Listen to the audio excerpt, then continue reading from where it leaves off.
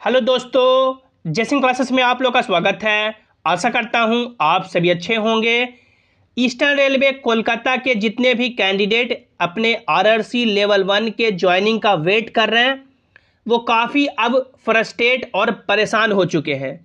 जैसा कि आप सभी को मालूम होगा कि अभी तक ईस्टर्न रेलवे कोलकाता ने एक भी बच्चे का ज्वाइनिंग नहीं कराया है। जिनका इन्होंने ज्वाइनिंग लेटर भेजा भी है उनका सारा फॉर्मेलिटी करके उनको घर भेज दिया है और उनको कहा गया है कि आपको बाद में कॉल करेंगे। और ये कॉल का ऐसा सिलसिला है या कॉल मान सकते हैं कि आपको बाद में बुलाएंगे।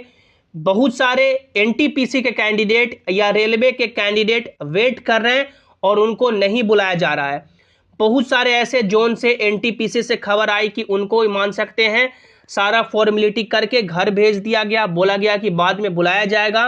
और बाद में यानी मान सकते हैं महीनों से नहीं बुलाया गया। बाद में जब आरटीआई लगाया गया तो पता चला कि वैकेंसी ही नहीं खाली है। तो क्या यही हाल हो जाएगा आपका ईस्टर्न रेलवे कोलकाता का, जहां पे इन्होंने अभी तक सभी बच्चों का ना ही पैनल दिया है, ना ही डिवीजन अलॉट किया है और ना ही ज्वाइनिंग लेटर भेजा है। और अब ये नया खेल डोमिसाइल का खेल रहे हैं, डोमिसाइल मांग रहे हैं।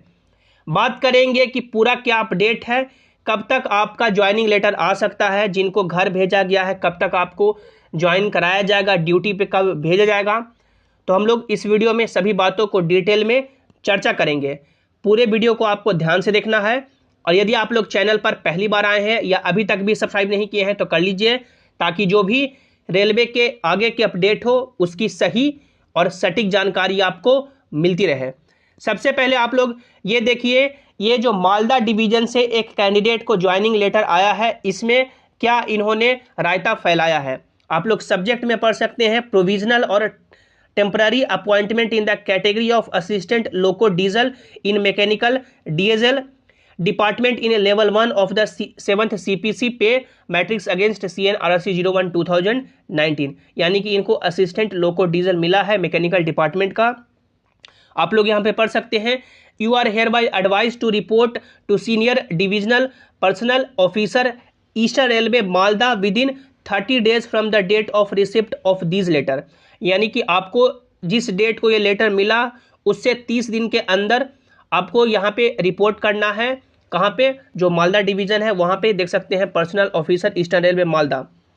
यानी कि कोई भी यानी कि वर्किंग डे में रिपोर्ट कर सकते हैं, एक्सेप्ट जो आपका यानी हॉलीडे है उसके छोड़ करके।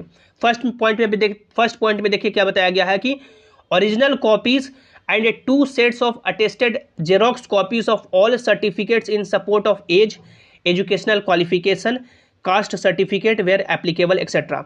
यानी कि ओरिजिनल कॉपी और 2 आपको जेरोक्स कॉपी लेके जाना है, जैसे कोई भी एज का प्रूफ यानी क्लास 10 का आपका मार्कशीट हो गया, एजुकेशनल प्रूफ यानी कि आप लोगों ने अपना हाईएस्ट कहाँ तक दिया है, जैसे 10th दिया है, 12th दिया है, उसका ओरिजिनल भी और 2 फोटोकॉपी भी।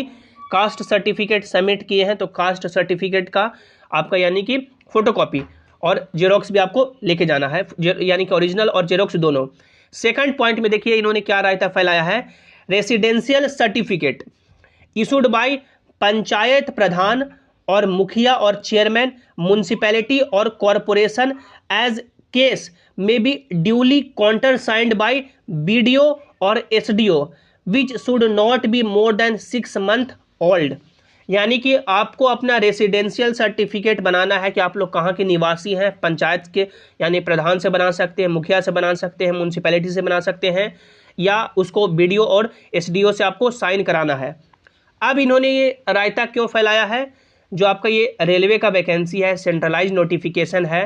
रेलवे के किसी भी वैकेंसी में आप लोगों ने सुना है कि डोमिसाइल मांगा गया है, ये आपका स्टेट के वैकेंसी में मांगा जाता है। जो भी अपना स्टेट का वैकेंसी रिलीज करती है कि सिर्फ अपने स्टेट को ही जॉब देंगे तो डोमिसाइल मांगा जाता है या रेसिडेंशियल सर्टिफिकेट मांगा जाता है। किसी भी वैकेंसी में ये रेसिडेंशियल सर्टिफिकेट का डिमांड नहीं किया जाता है।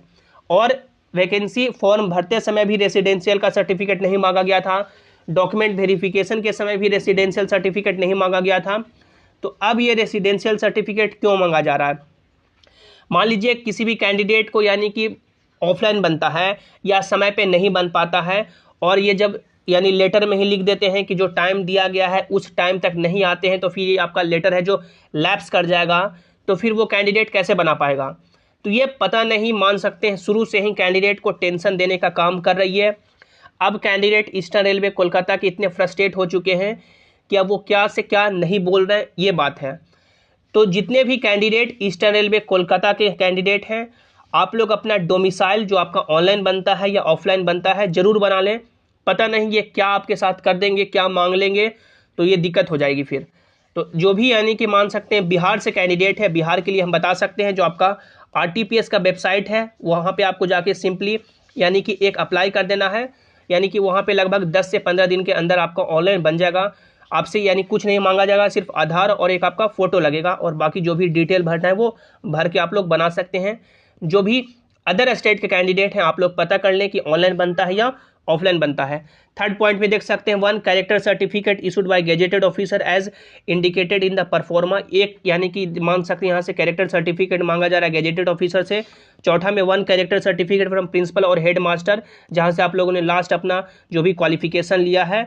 उसके बाद देख सकते हैं 5वां पॉइंट में 3 कॉपी ऑफ अटेस्टेशन फॉर्म, जो आपको अटेस्टेशन फॉर्म भेजा जाएगा उसका 3 कॉपी आपको भर के ले जाना है।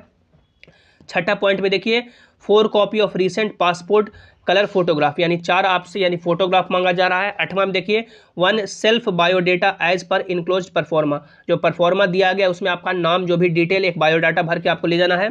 यानी आपको जो भी वहाँ पे भेजा जाएगा लेटर के साथ ही कि कौन से परफॉर्मा में ले जाना है। Acceptance in offer of appointment, यानी कि आपका जो भी ऑफर ऑफ अपॉइंटमेंट एक्सेप्ट करना है उसको आपको लेके जाना है।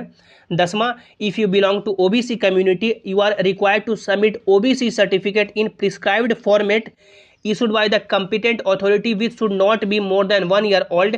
A blank format is also enclosed. यानी कि 9वां में बताया गया है कि आपको 10वां पॉइंट में कि आपको यदि आप लोग OBC कम्युनिटी से हैं तो आपको OBC सर्टिफिकेट प्रिस्क्राइब्ड फॉर्मेट में बनाना है। 1 ईयर से ज़्यादा पुराना नहीं होना चाहिए। और एक देख सकते हैं a blank format is also enclosed, यानी कौन से परफॉर्मा में बनाना है। एक परफॉर्मा भी आपको मालदा डिवीजन से उसमें लगाया जा रहा है। अब देखिए इन्होंने OBC के साथ भी अब किया है कि फिर से आपको यानी परफॉर्मा में बनाना है। जो पहले आप लोगों ने डॉक्यूमेंट वेरिफिकेशन में रेलवे फॉर्मेट में जमा किया था, अब सेम कुछ उसी तरह से फिर से आपको करना होगा। अब मान सकते हैं बार बार वही एक ही चीज़ को फिर से मांगना, फिर से वही करवाना। पिछले बार भी बनाने में काफ़ी कैंडिडेट को दिक्कत हुआ था जिनके पास नहीं है OBC सर्टिफिकेट। तो सबसे पहले तो वो OBC का सेंट्रल सर्टिफिकेट बनाएंगे, उसमें यानी लगभग 1 महीने से ज़्यादा का समय लग जाता है, क्योंकि सबसे पहले जाति सर्टिफिकेट, उसके बाद आपका इनकम सर्टिफिकेट और रेसिडेंस सर्टिफिकेट बनाना पड़ता है। उसके बाद आपका CO से बनता है, उसके बाद SDO से बनता है, DM से बनता है, उसके बाद ये परफॉर्मा में बन पाएगा। तो जिनके पास समय कम होगा फिर उनको काफ़ी परेशानी यहाँ पे इन्होंने दे दिया है।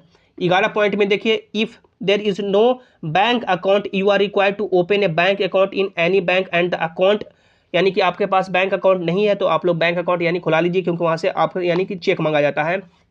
पैन कार्ड और आधार कार्ड आपको लेके जाना है।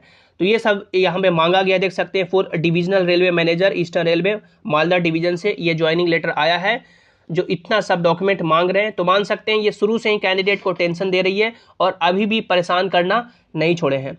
अब जो कैंडिडेट मान सकते हैं आसनसोल में जो अपना ज्वाइनिंग के लिए रिपोर्ट करने गए थे, उनका सारा जो फॉर्मेलिटी है वो उन्होंने किया, बट वो बोले कि आप लोग घर जाइए, जब बैच बनेगा तो हम लोग आपको बुलाएंगे। अब ये बैच बनने का सिलसिला है जो NTPC के साथ भी यानी काफ़ी सारे कैंडिडेट के साथ हुआ है। बहुत सारे आप लोग सुने होंगे कि NTPC में हुआ, बट उनको भेज दिया गया और अभी तक नहीं आया है ज्वाइनिंग, और फिर बाद में पता चला कि वैकेंसी नहीं खाली है, या बाद में यानी कि मान सकते उनका कोई दूसरा पोस्ट बदल के दे देगा।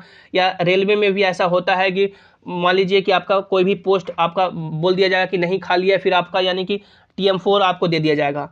तो ये सिलसिला ये ईस्टर्न रेलवे भी कर रही है कि यानी जो भी फॉर्मेलिटी है वो निभा करके घर भेज रही है। पता नहीं ये कब तक यानी कि मान सकते हैं सभी कैंडिडेट का ये ज्वाइन कराएगी। जिस रफ्तार में ये ज्वाइनिंग लेटर भेज रही है, जिस रफ्तार में ये काम कर रही है, इससे काफ़ी लंबा समय खींचने वाला है। जो भी कैंडिडेट अपने डिवीज़न अलॉटमेंट का वेट कर रहे हैं, क्योंकि अभी लगभग मान सकते हैं 4000 के आसपास कैंडिडेट का डिवीज़न अलॉटमेंट हुआ है, अभी भी लगभग 6000 कैंडिडेट बचे हुए हैं। तो एक्सपेक्टेड है कि आपका ये जो वीक चल रहा है या अपकमिंग वीक में आपका डिवीजन अलॉटमेंट हो जाए, और डिवीजन अलॉटमेंट यदि आपका हो जाता है उसके बाद ज्वाइनिंग आपका डिवीजन भेज देती है, और उसके बाद भी मान सकते हैं लगभग 1 महीने का आपका समय डिवीजन अलॉटमेंट के बाद भी ज्वाइनिंग लेटर आने में लग सकता है।